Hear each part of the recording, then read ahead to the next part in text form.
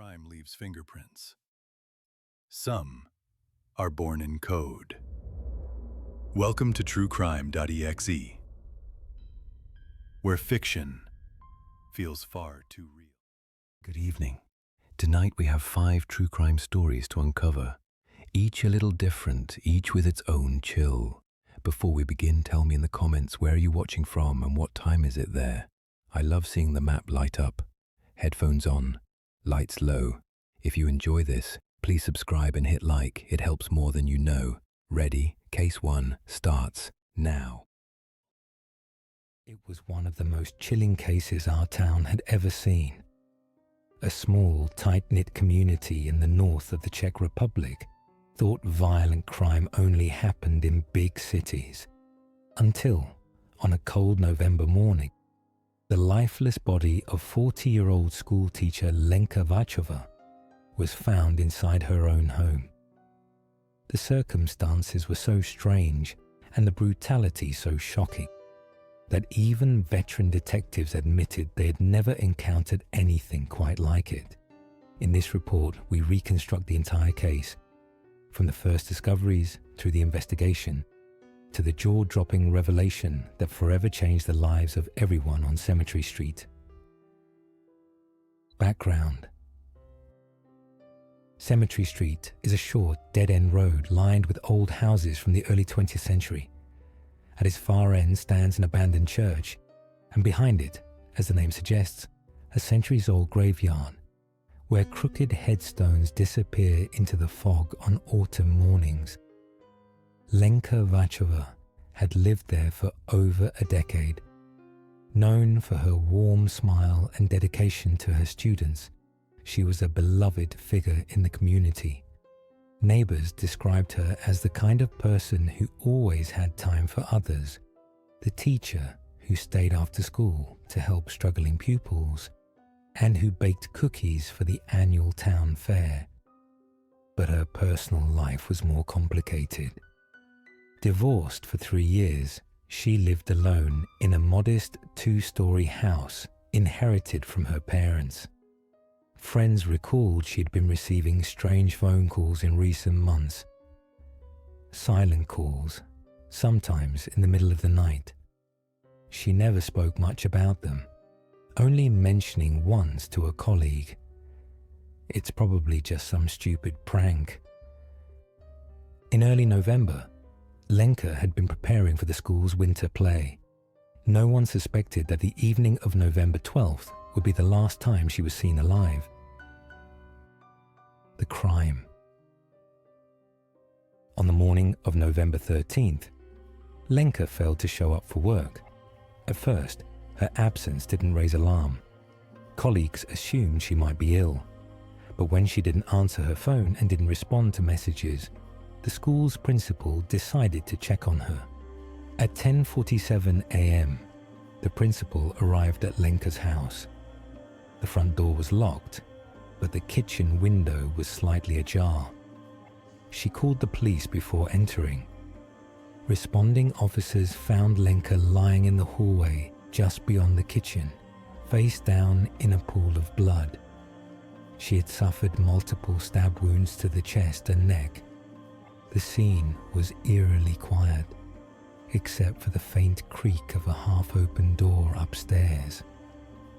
What unsettled investigators the most was the state of the house. There were no signs of forced entry, no valuables missing, and no signs of a struggle beyond the immediate area of the murder. A single teacup sat on the kitchen table, still warm.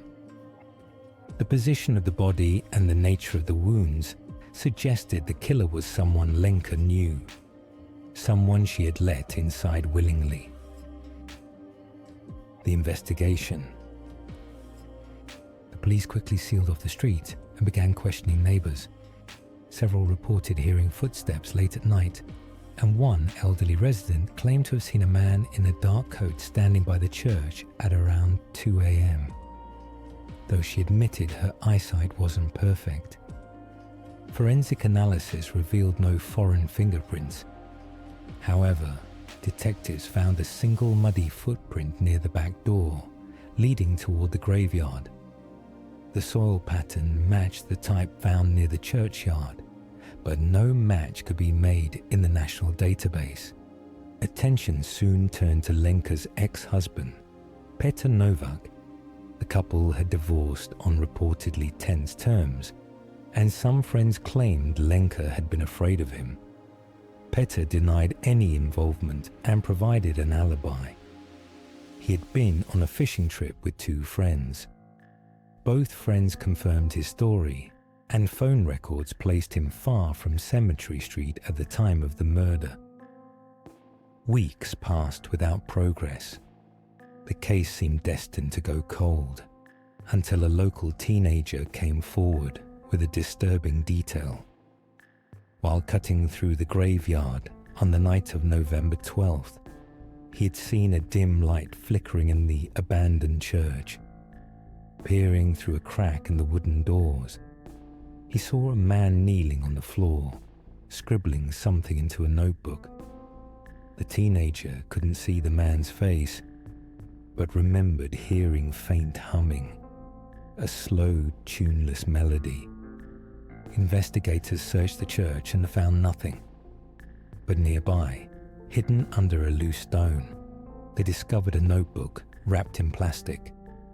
Inside were pages of incoherent ramblings, drawings of knives, and, most chillingly, sketches of Lenka's house from different angles.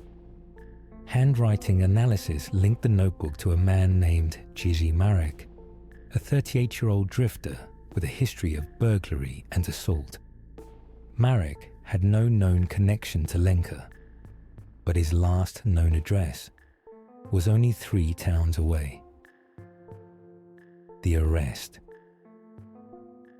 Police launched a manhunt, eventually locating Marek in a small cabin near the Polish border. Inside they found clothes stained with blood. DNA testing confirmed it matched Lenka's.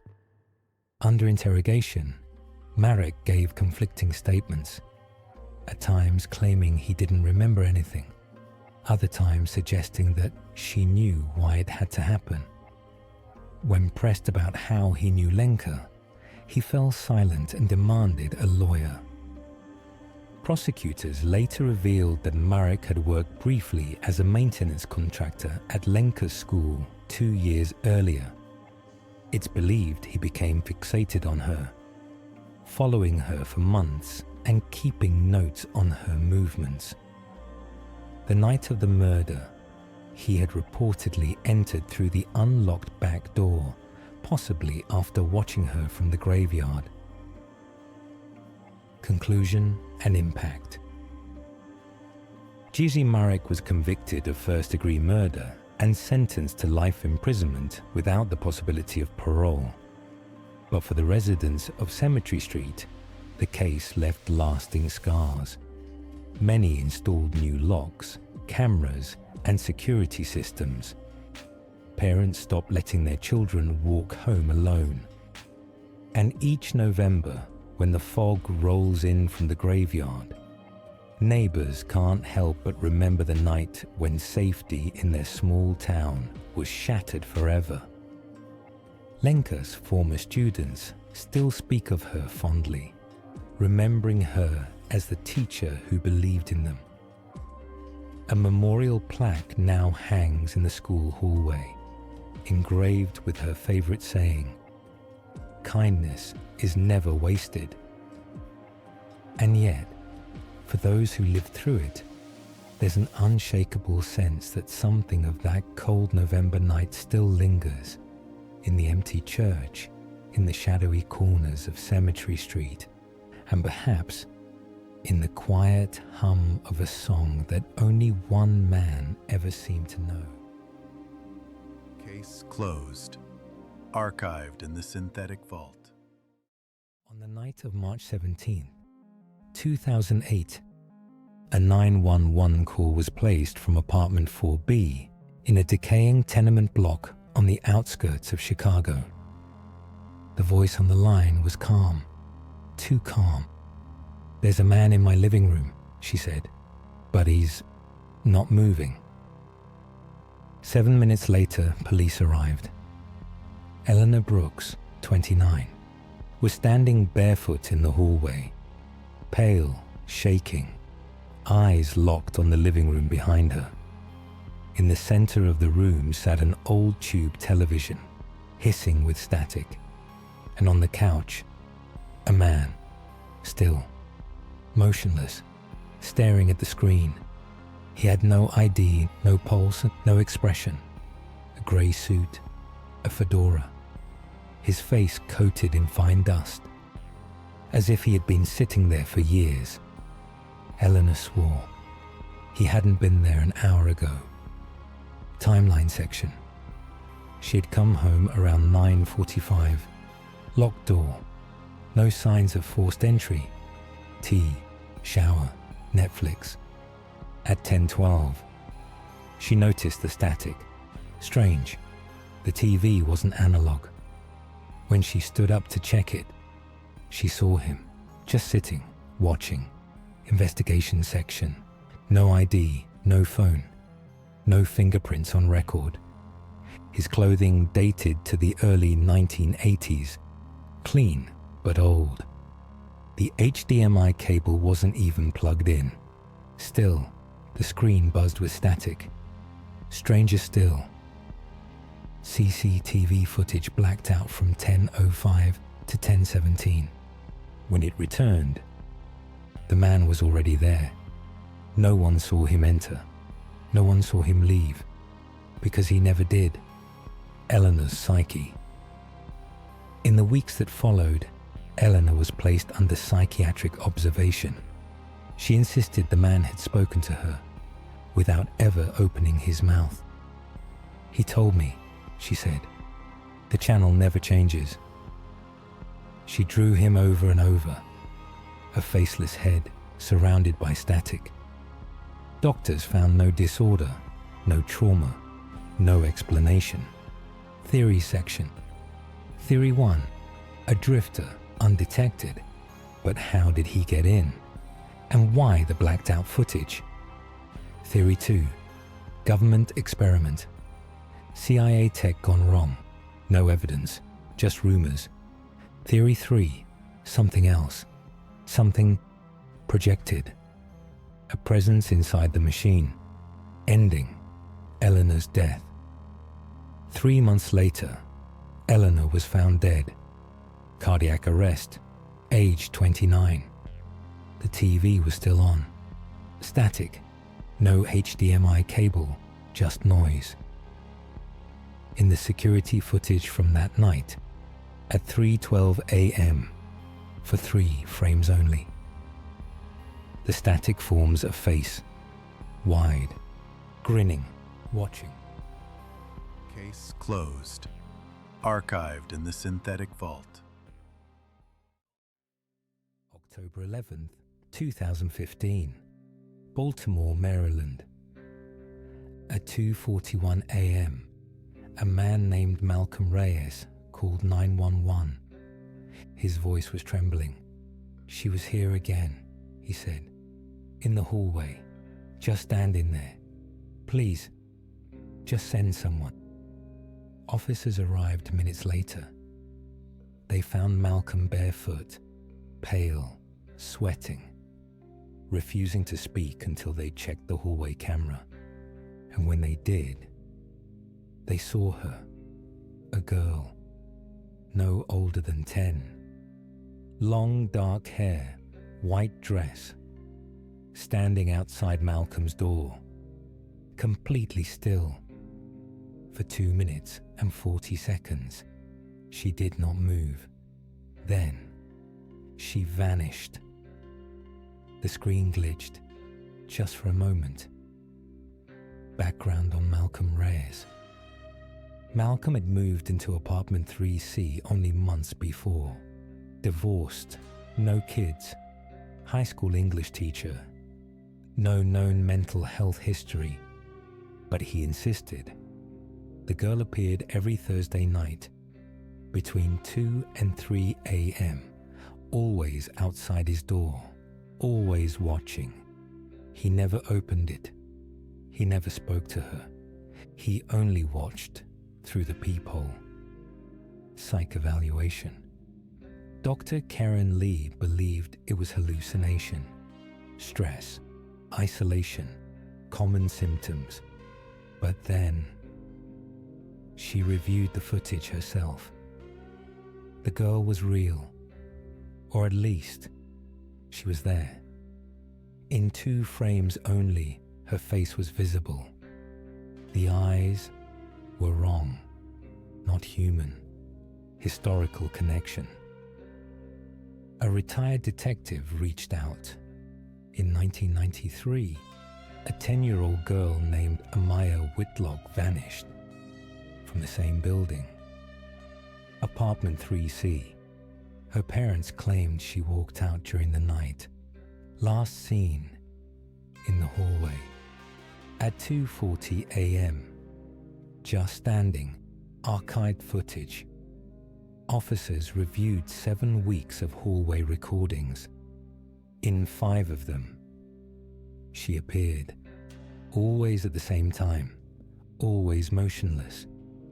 In one video, a neighbor's cat walks into frame, then bolts in the opposite direction. Lights flicker. The screen cuts to black. And she's gone. Malcolm's final call, November 19th, 2:42 a.m. Malcolm called again. She knocked tonight. She never knocked before. I think she's inside.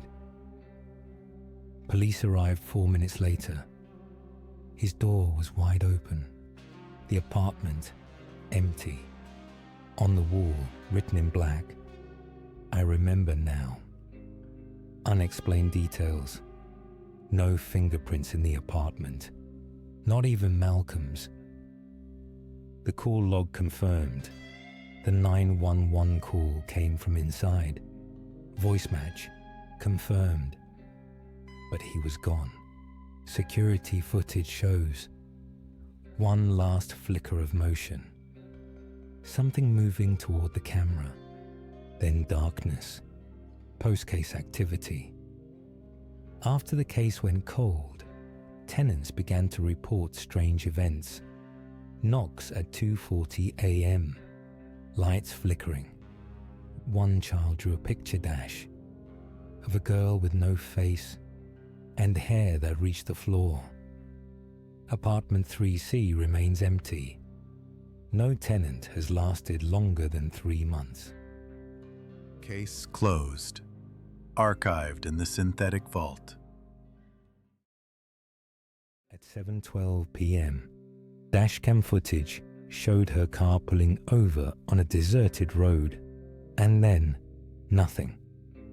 Minutes later, the engine was still running. The driver's door was open, but 29-year-old Sarah Miller was gone.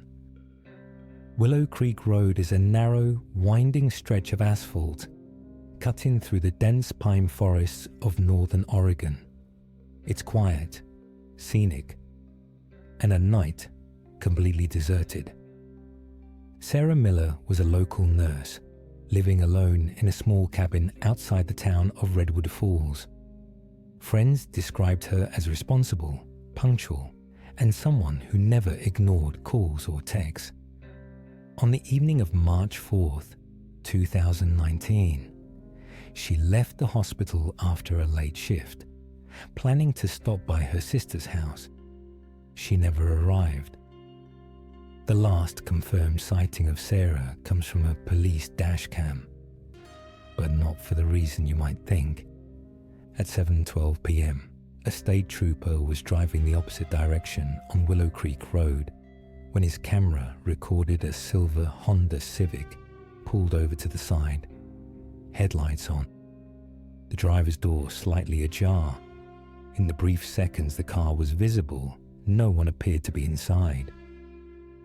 15 minutes later, another driver called 911 to report the same car.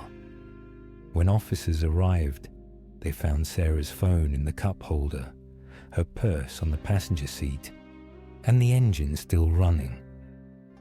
The immediate area was searched by flashlight and thermal imaging drones.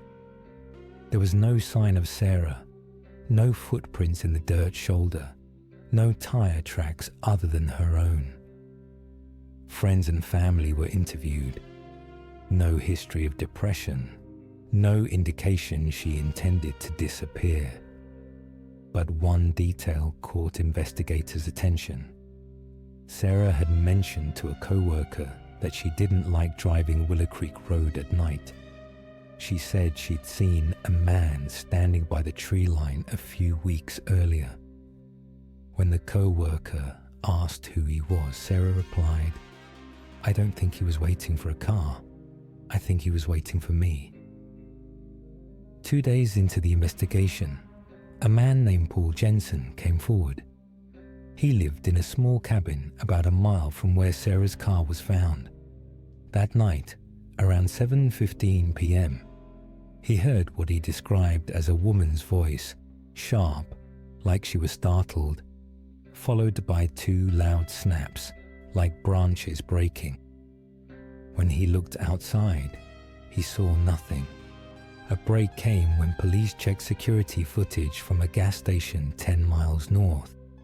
At 7:34 p.m., just 20 minutes after Sarah's last sighting, a dark pickup truck passed by. In the passenger seat, barely visible, was what looked like a woman with her head turned away from the camera. The plate was unreadable due to glare. The truck has never been identified. Some believe Sarah was abducted by someone familiar with her route, possibly the man she saw weeks before. Others think she might have pulled over to help someone, only to be overpowered. A smaller, more chilling theory emerged when search teams found a scrap of red flannel deep in the woods, tied to a tree branch.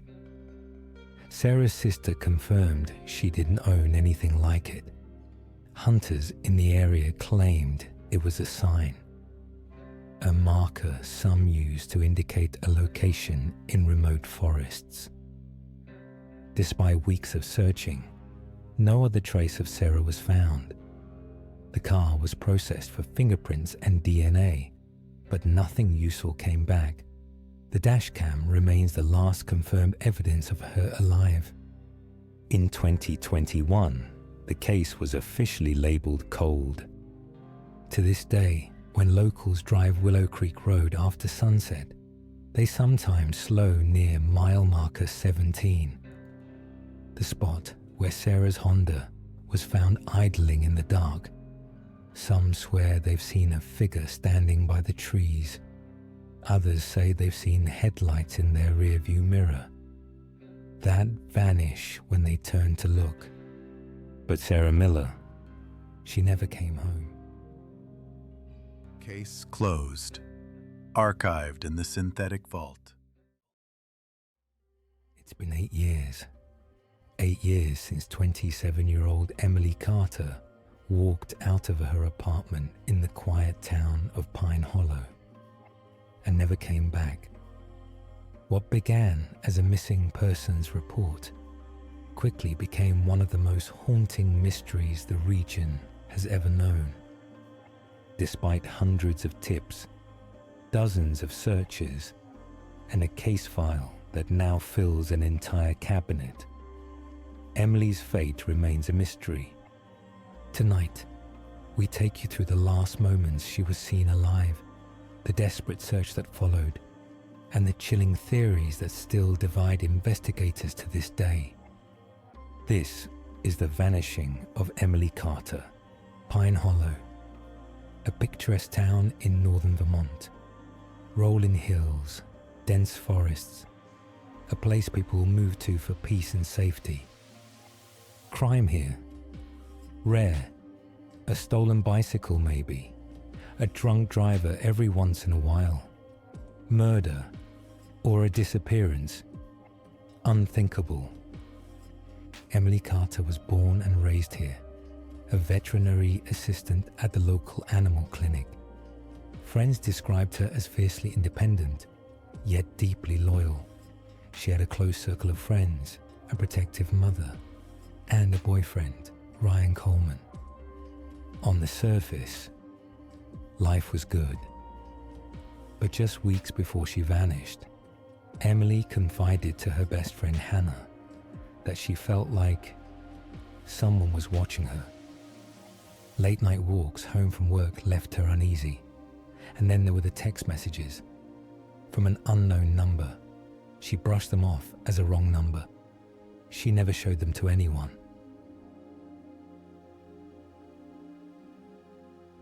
October 17th, 2017 would be the last day anyone saw Emily Carter.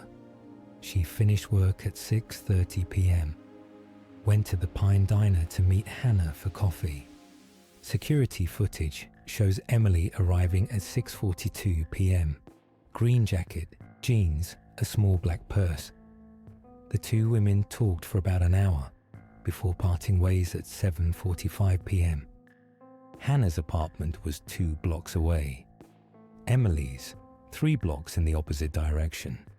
That short walk should have taken 5 minutes. She never made it home. By 9 p.m., her phone went straight to voicemail. By Saturday morning, she'd missed her shift at the clinic. That was when Hannah went to check her apartment. The door was locked. Her car was still parked out front. Everything inside looked normal, except for one thing. Her cat, Milo, hadn't been fed. Early investigation. By 1 p.m. Saturday, Emily was officially reported missing. Police began searching immediately, retracing her route home, knocking on doors. One elderly resident said she saw Emily walking quickly around 8 p.m., followed by a man in a dark hoodie. She assumed they were together. Security footage was scarce. Most cameras were off after business hours, but one, from a small law office, captured a blurry figure standing on the corner of Birch and Willow at 8:05 p.m. No one could identify him. By Sunday, over 50 volunteers joined the search. Woods, riverbanks, trails, nothing. Boyfriend under scrutiny. Like in most cases, police first looked at those closest to her. Ryan Coleman, her boyfriend, claimed he'd been at home gaming with friends. Phone records mostly backed him up. But there was one problem. He told police he called Emily twice that night. Records showed he called her 6 times between 8:15 and 9 p.m.